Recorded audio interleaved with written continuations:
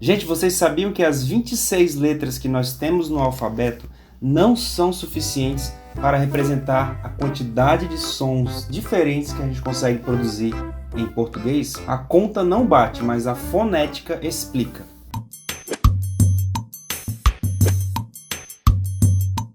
É isso mesmo, gente. Não só em português, mas em outros idiomas também, os falantes produzem muito mais sons do que a quantidade de letras que existem no alfabeto. E é por isso que a gente acaba se deparando com alguns fenômenos interessantes na língua quando a gente compara língua escrita com língua falada. Como, por exemplo, os dígrafos, os fonemas, as consoantes, vogais, semivogais, os encontros vocálicos, as sílabas tônicas e as sílabas átonas. E existe também uma ferramenta muito importante para a gente entender como funciona isso tudo, que é o alfabeto fonético. Esse alfabeto foi criado para nos ajudar a entender a articulação dos sons que a gente produz enquanto fala e para também comparar língua escrita com língua falada. Ele também nos ajuda a investigar as diferenças de pronúncias entre palavras dependendo da região do Brasil, do sotaque e das várias possibilidades de variação linguística. É basicamente isso que a fonética estuda, então vamos começar. E a primeira coisa muito importante que você tem que gravar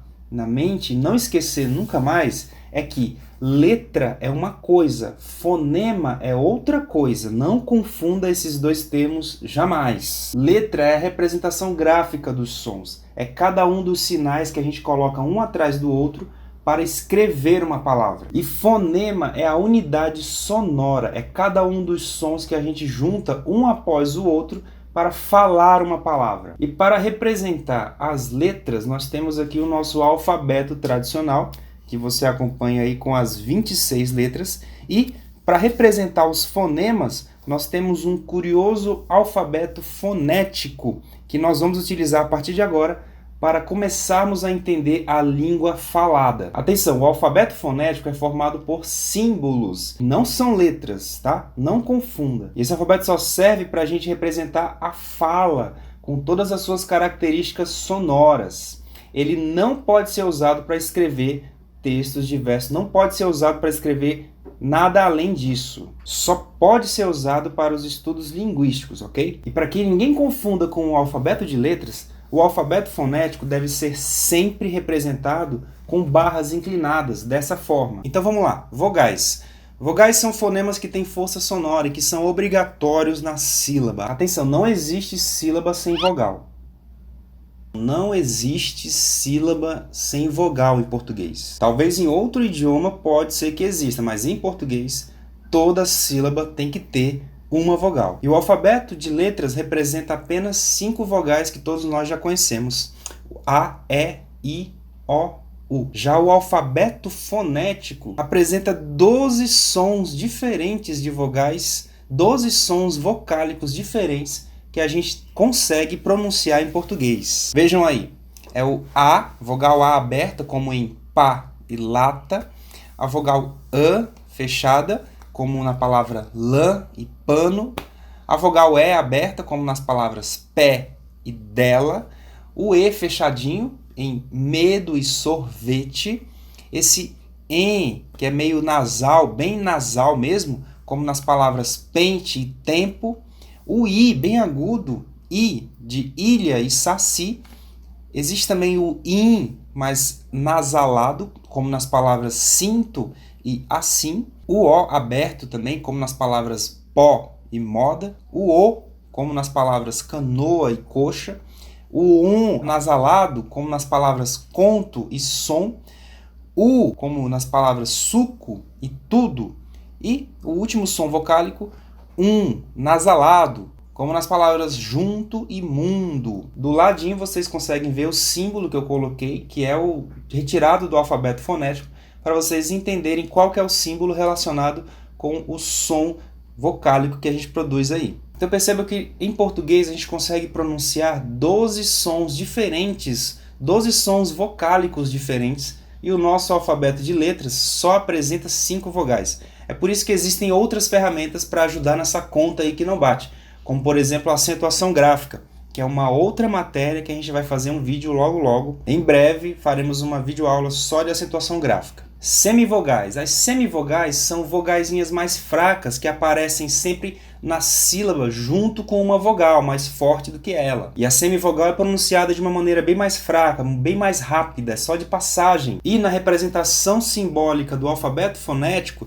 nós temos estes símbolos para representar as semivogais mais comuns, como o I e o U. E os exemplos aí, vejam, relógio e outra. Na palavra relógio, temos ali duas vogais na última sílaba, sendo que o I é mais fraco do que o O na última sílaba. Então, I, semivogal, e O é a vogal dessa sílaba. E na palavra outra, o O também é mais forte nessa sílaba, e a vogal U é mais fraca, portanto, O é a vogal da sílaba e o U semivogal. Se na sílaba você encontrar apenas uma vogal, ela será a vogal mesmo, vogal forte, como por exemplo, caderno, copa, gata. Agora, se na sílaba você encontrar duas vogais, uma delas obrigatoriamente e naturalmente será uma vogal e a outra uma semivogal. E só pronunciando a palavra mesmo para você identificar qual delas é a vogal e qual é a semivogal. Vejam os exemplos aí, enfeite e ouvir. Na palavra enfeite, a segunda sílaba, fei, tem a vogal E o I é mais fraco, semivogal. Ouvir, na primeira sílaba, O é vogal e U semivogal. E se por acaso na sílaba houver três vogais, obrigatoriamente deverá ser nesta ordem: semivogal, vogal e semivogal, sempre. Por exemplo, a palavra Paraguai. Vejam aí na tela. Consoantes. Estes são os fonemas resultantes de algum obstáculo que a gente produz na boca para modificar o som do ar que vem dos pulmões. Está na tela para vocês acompanharem. Vejam que no lado esquerdo sempre vai ter o símbolo e no lado direito você vê um exemplo para você acompanhar qual que é o som que esse símbolo representa, tá? B em bola, D na palavra dente, F fogo. Agora G, esse símbolo que parece um G, ele representa um som de gato, é aquele G de gagegui gogu.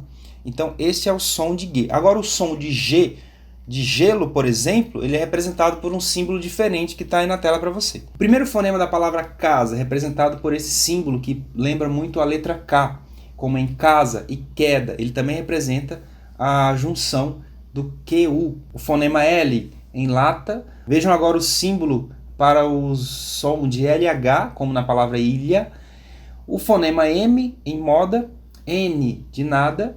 Tem aí o outro símbolo que representa o som de NH, como na palavra unha. Vejam que é um N com uma perninha mais comprida do que a outra. O fonema de pato, o fonema R, ele pode ser simbolizado de duas formas, pois existem dois sons diferentes para R. Um som mais vibrante, como na palavra caro, e outro som mais soprado, mais forte, como na palavra rato e carro. Fonema S de sapo, caça, assim, cedo, exceção. Esse som sa, se, si, só, su é representado por esse símbolo que parece muito um S. Fonema T de tudo, fonema V de vida e o fonema do chiado, o famoso chiadinho, ele é representado por esse símbolo que lembra muito um S mais esticado na vertical, como por exemplo na palavra chá e caixa. E por último o fonema de Z, como por exemplo em casa e azedo. Uma das funções desse alfabeto é nos ajudar a entender as diferenças de pronúncia, sotaque, gírias e dialetos presentes dentro de um idioma como o português. Por exemplo, essa palavra que está aparecendo aí na tela para vocês. Dependendo da região do Brasil, ela é pronunciada de maneira diferente. A maioria das regiões pronuncia leite, com um chiadinho também. Vejam só a sequência de símbolos que eu escolhi, que a gente escolhe do alfabeto fonético para representar essa pronúncia natural. Tem o fonema L, a vogal E, uma semivogal I, um som de T, o fonema T, um chiadinho de leve, percebam, pronunciem naturalmente, leite. Tem um chiadinho aí, então ele tem que ser representado na pronúncia. E uma vogal I. A palavra escrita com letras termina com E, mas a pronúncia natural faz com que esse último E se transforme num I, bem natural. E no sul, muitas pessoas pronunciam de maneira diferente, leite. Leite quente dói os dentes. A transcrição fonética vai obrigatoriamente usar outros fonemas para mostrar a diferença de pronúncia dessa palavra dependendo da região do Brasil. É importante lembrar que as duas formas de pronunciar essa palavra estão corretas. Não tem como dizer que uma é mais correta que a outra, porque é uma variação linguística que depende do estado, da região do Brasil. A única maneira de dizer se essa palavra está correta ou incorreta é na escrita, que ela se escreve de uma forma, então não há como fugir disso. Mas a pronúncia ela vai variar dependendo da região do Brasil. E somente o alfabeto fonético nos ajuda a entender essa diferença, a investigar essa variação linguística presente em todo o nosso país. Muito bem, sabendo disso tudo agora, a gente pode falar dos dígrafos. Um dígrafo é um fenômeno que acontece na escrita quando a gente precisa de duas letras para representar apenas um fonema. Por exemplo, a palavra pássaro, veja aí, ela tem 7 letras, mas quando a gente representa utilizando o alfabeto fonético, a gente descobre que ela precisa apenas de 6 fonemas para ser pronunciada. Então a palavra pássaro precisa de 7 letras para ser escrita e 6 fonemas para ser falada. E a razão disso é o fonema S, que é representado por 2 letras, o SS, formando um dígrafo. Isso é um dígrafo. 2 letras representando apenas um único som. E em português existem 2 tipos de dígrafos. Os dígrafos consonantais, que estão aí para você ver, CH, LH, NH, SS, RR, SC, SC cedilhado, XS, XC, GU e QU. Esses 2 últimos aí, gente, o GU e o QU, só vão ser dígrafos quando a vogal U não for pronunciada. Por exemplo, a palavra gueto, eu não pronuncio U, tem dígrafo. Agora, a palavra água, eu pronuncio o som de U. Então, em água, não tem dígrafo. E existem também os dígrafos consonantais, que são esses que estão aí para vocês olharem. AM, AN, EM, EN, IM, IN, OM, ON, o M e o N, desde que eles não sejam acompanhados por uma vogal. Por exemplo, na palavra samba, eu tenho o dígrafo AM, pois ele não é seguido de vogal, e sim de uma consoante B. Já na palavra cama, eu não tenho dígrafo, pois o AM está seguido por uma vogal A. Então, neste caso, não há dígrafo. As palavras podem ter números diferentes de letras e de fonemas, dependendo da sua maneira de ser pronunciada, de ser falada. E a gente só consegue descobrir essa diferença fazendo a transcrição fonética utilizando o alfabeto fonético. Vejam agora alguns exemplos. A palavra gato, que para ser escrita precisamos usar 4 letras, e para pronunciar essa palavra, para falar a palavra, a gente também utiliza 4 sons, 4 fonemas diferentes. E aqui percebam que há uma curiosidade. Quando naturalmente nós falamos a palavra gato, essa letra O, essa vogal letra O, quando falada naturalmente, ela se assemelha a um som de U. Isso falado naturalmente. A fonética explora essa naturalidade da fala. E ela tem que ser representada também na transcrição fonética. Então, é como se esse O soasse como uma vogal U. Então, por isso que a transcrição fonética utiliza o símbolo de U para representar o som desse O, que falado naturalmente parece um U. Gato, neste caso, 4 letras e 4 fonemas. A palavra malha, para escrever essa palavra, eu preciso de 5 letras, M-A-L-H-A. Mas a pronúncia, eu só utilizo 4 fonemas. Aí está a transcrição fonética, que utilizou apenas 4 símbolos fonéticos para representá-la. A palavra anta também utiliza 4 letras para ser escrita, porém, para ser pronunciada, eu apenas utilizo 3 fonemas, como está aí representado em símbolos fonéticos. Isso tudo acontece por conta do dígrafo AN. Lembrando que é dígrafo porque ele não é seguido de vogal. Se tivesse uma vogal após ele, não seria dígrafo. A palavra fixo, também utilizo 4 letras para escrever essa palavra, mas aqui acontece uma coisa curiosa. O número de fonemas é maior do que o número de letras. Isso tudo por causa do som de X, que é complexo. Eu utilizo 2 fonemas para produzir esse som de X aí. E o último exemplo aqui é a palavra cheque. Para escrever essa palavra, nós utilizamos 6 letras. Porém, a pronúncia dela exige apenas 4 fonemas. Olha só. Isso acontece porque dentro da palavra cheque, nós temos aí 2 dígrafos, o CH e o QU. que não é, o U não é pronunciado nesse caso. Então fica o som do chiado, que é aquele S esticado, parece uma cobrinha. O E de cheque, aberto, esse E aberto, vocês podem consultar nos símbolos do alfabeto. O som de K, né, representando o C, som de casa.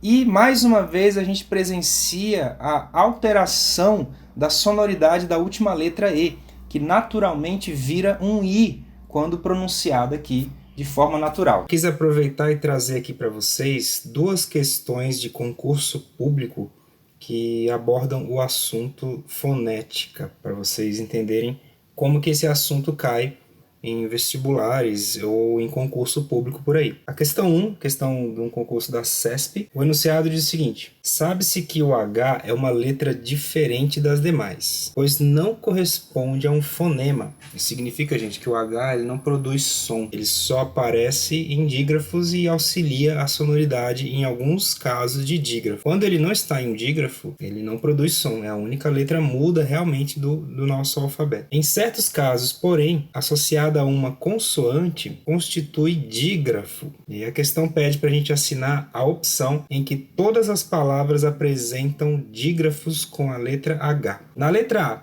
trabalhava, chegada e horário. Na palavra trabalhava, sim, nós temos o dígrafo LH, e chegada também temos o dígrafo CH.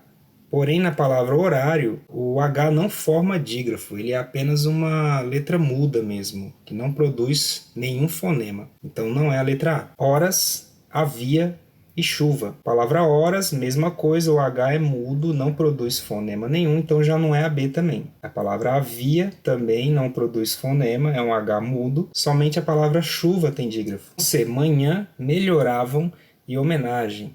Manhã tem NH, dígrafo, melhoravam, tem LH, dígrafo, mas homenagem não tem dígrafo, o H é mudo. Letra D, trabalho, chapeleira e banho. A palavra trabalho temos o dígrafo LH, chapeleira também temos o dígrafo e banho também nós temos o dígrafo LH. Então o gabarito da questão 1 é a letra D. Por via das dúvidas, a letra E, vejam só, homens, o H é mudo, e ganhava tem dígrafo NH, e a palavra hotel também não há dígrafo. Então o gabarito dessa questão, letra D. A próxima questão, concurso público do Tribunal de Contas da União. Assinale a opção em que o fonema S ocorre em todas as palavras. Vejam, uma questão como essa convida você a analisar o fonema S com o som de Sá, Sé, Si, Sol, Su. Verifiquem na tabela de símbolos que eu passei para vocês, esse símbolo de S, ele apenas corresponde ao som de Sá, Sé, Si, Sol, Su. Porque se for outro tipo de som, por exemplo, o som de Z,